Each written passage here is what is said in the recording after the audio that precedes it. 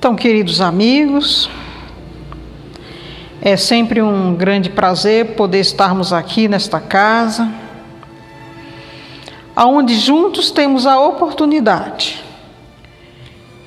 de aprendermos e compreendermos a cada dia as leis de Deus e os ensinamentos de Jesus. E nesta noite de hoje, temos a oportunidade de conversar sobre o 6º capítulo do nosso Evangelho, o Cristo Consolador.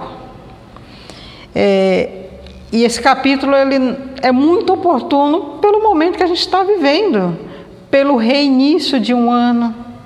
Hoje é o primeiro Evangelho do ano da nossa casa, do ano de 2021. E esse capítulo ele vem para nós trazer exatamente esse espírito de renovação, essa ideia de encorajamento, essa proposta de nos fortalecer para ir superando etapas. Passamos um ano difícil, com obstáculos que nós dessa geração não conhecíamos e acredito que outras gerações antecedentes a nós não conheciam um obstáculo tão grande. E para as futuras gerações, os mais novos também, com certeza, são lembranças, são marcas que vai ficar aí por muito tempo nas nossas lembranças, né? De um ano que foi difícil, mas estamos aqui. Apesar de toda e qualquer dificuldade, todo e qualquer obstáculo, nos encontramos ou nos reencontramos. E isso é a misericórdia de Deus. É as bênçãos do Pai a nos renovar a oportunidade de seguirmos sempre adiante. E aí, pensando nesse nosso capítulo, temos a passagem, temos os seguintes itens: o jugo leve, o consolador prometido, e nós temos nas instruções dos Espíritos mensagens do advento do Espírito da Verdade. E no Consolador Prometido, encontramos a seguinte passagem: se me amais, guardai meus mandamentos, e eu rogarei ao Pai, e ele vos dará outro Consolador, para que fique eternamente convosco, o Espírito da Verdade, a quem o mundo não pode receber, porque não o vê, nem o conhece. Essa é uma passagem de Jesus, que está em João, né? E o que ele está nos falando? Se você me amais, guarda os meus ensinamentos. Ou seja, eu já estou passando para vocês uma informação. Procura guardar dentro de vocês essa informação, mas pelo momento em que Jesus veio até nós, ele não tinha como passar todas as informações de uma vez só. Porque se a gente pega no nosso dia a dia, no nosso estágio evolutivo, nós não temos a condição de compreender tudo de uma só vez. Mas aí vem as bênçãos de Deus, que nos dá a oportunidade de, um dia após o outro, como eu comentei com vocês, um ano após o outro, para que a gente vá somando as informações, e cada informação somada a gente vai se enriquecendo, vai elaborando melhor e vai agregando cada vez mais para que a gente possa se enriquecer, né? E aí ele fala para a gente guardar os mandamentos, porque ele ia mandar um Espírito Consolador que ficaria conosco para sempre. E o Consolador prometido, ele não está personificado em uma pessoa, porque a gente tem quando a gente estuda o primeiro capítulo do nosso Evangelho, a gente tem primeiro Moisés, que traz a ideia de um Deus único. Aí a gente tem o Jesus, que vem falar sobre o amor a Deus e o amor ao próximo, e ele estende mais, amar até os inimigos. E aí ele fala, mas vai vir o Consolador prometido, que não está personificado numa pessoa, está personificado num conjunto de informações oferecidos para todos nós pelos Espíritos. Portanto, nós não estamos falando da doutrina dos espíritas, nós estamos falando da doutrina dos Espíritos. E aí a gente pensando assim, como a doutrina espírita pode desempenhar esse papel de consolador prometido. Que recursos a doutrina espírita nos oferece? E aí, com toda certeza, a doutrina realiza e desempenha esse papel de consoladora, porque ela traz de forma incontestável para todos nós a certeza da imortalidade da alma. Então, quando a gente vai se convencendo a cada dia, vai estudando e vai se convencendo que nós não começamos aqui, que nós não terminamos aqui e que nós somos eternos, a nossa maneira de agir e de reagir no nosso dia a dia, ela vai se tornando diferente. É o consolo que a gente tem de falar que hoje eu errei, de que hoje eu acerto, mas que amanhã eu tenho oportunidade de fazer mais e melhor.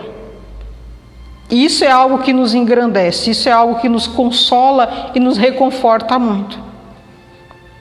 E aí, quando a gente fala de consolar, a palavra consolador em si, ela acaba não tendo somente uma característica, não tem somente uma definição, somente um sentido. A palavra consolador, ela tem como primeiro sentido para nós a certeza da imortalidade da alma. E o segundo aspecto, além de consolar, o segundo aspecto é o esclarecimento. E ela esclarece, para a gente compreender a questão do esclarecimento, a gente vai recorrer ao nosso próprio Evangelho. Quando fala assim, assim realiza o Espiritismo, o que Jesus disse do Consolador prometido: conhecimento, esclarecimento das coisas que faz o homem saber de onde vem, para onde vai e por que está na terra. Lembrança dos verdadeiros princípios da lei de Deus e a consolação pela fé e pela esperança. E isso é algo que faz toda a diferença para todos nós. Sabermos que somos um ser espiritual, que estamos vivendo essa experiência terrestre, muda totalmente o nosso enfoque no nosso dia a dia. Porque quando a gente se limita a pensar que a gente começa aqui e termina quando o corpo perece, nos assusta, nos apavora, faz com que agimos e vivemos de maneira desordenada, de maneira irresponsável, de maneira imprudente. Mas quando vai caindo a ficha para nós, que somos imortais, e que nós vamos nos identificando como um ser espiritual, ainda imperfeito, mas fadado à evolução, fadado a se tornar um espírito puro, vai dando para nós essa responsabilidade de tomarmos conta dos nossos pensamentos e das nossas ações. As nossas relações com os mais próximos a nós, elas vão se tornando melhores, através desse despertar da nossa consciência. Porque a lei de Deus, ela tem esse propósito de fazer com que a gente vá despertando pouco a pouco a nossa consciência nessa nossa trajetória evolutiva. E aí outra característica, outro sentido da palavra consolador é com relação a gente aprender a nos defender. E por que nos defender? Porque nós nos reconhecendo e nos identificando como ser espiritual e responsável pelos nossos pensamentos e pelas nossas ações, a gente passa a brigar com sentimentos que temos dentro de nós. Sentimentos esses ainda, virtudes essas não tão nobres, como a ferrugem do pessimismo, a da irritação, da violência. A gente já começa a procurar agir não impulsivamente, procura agir mais racionalmente. E agindo dessa forma, a gente acaba evitando de tomar decisões impulsivas. A gente pode até retornar ao capítulo dos bem-aventurados, os aflitos, né? Que tem um item lá que fala do suicídio. Então, quando a gente já tem essa noção, de já tem essa ideia da imortalidade, de vai ter nesse conhecimento a certeza de que não estamos sozinhos, que Jesus fala, eu estarei convosco sempre, vai dando para nós a fortaleza para ir superando as dificuldades. Porque a gente normalmente associa consolar com alguém que simplesmente senta do nosso lado e que resolve todos os nossos problemas.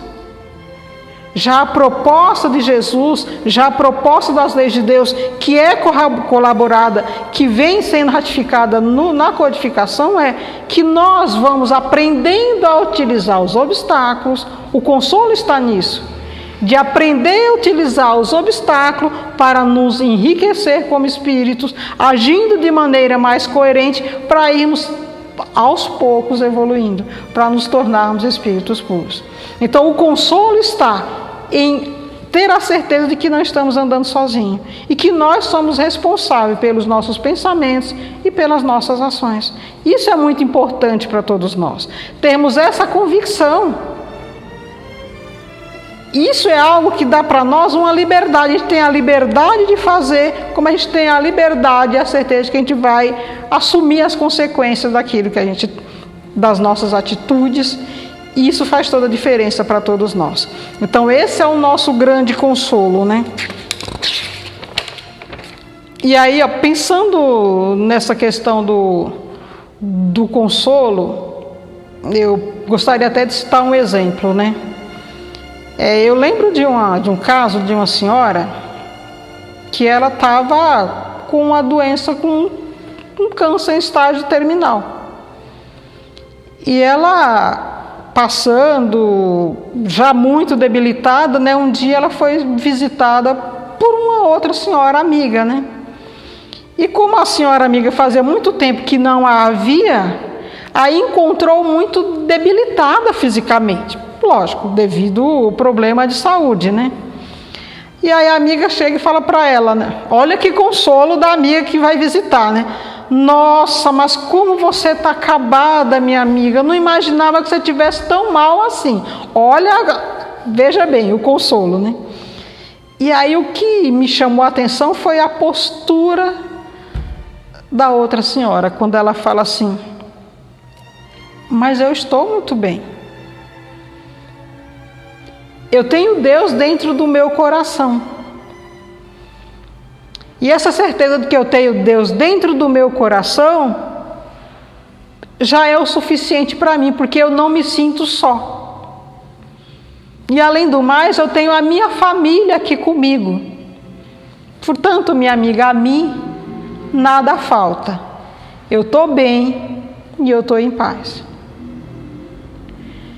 Esse é um pequeno exemplo do que é o consolo quando a gente tem a convicção de que Deus é justo, que Deus é bom, que Ele está ao meu lado, que Ele me ampara, que eu tenho Jesus a me guiar no meu caminhar e que eu tenho muitos amigos espirituais que me amparam, que me fortalecem, que me encorajam.